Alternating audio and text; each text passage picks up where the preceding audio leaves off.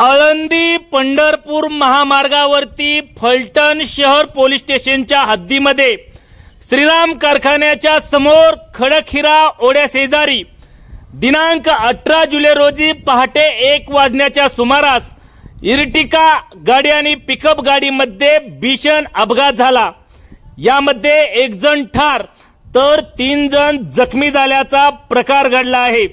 याबाबत अधिक माहिती अशी की पंढरपूर बाजूकडून इर्टिका गाडी क्रमांक MH46 BE 5984 ही पुणेच्या दिशेने निघाली होती, तर फलटण बाजूकडून पिकअप क्रमांक MH11 DD 6456 हे पंढरपूर बाजूकडे निघाले असताना समोरासमोर झालेल्या या अपघातामध्ये 4 जण गंभीर जखमी झाले।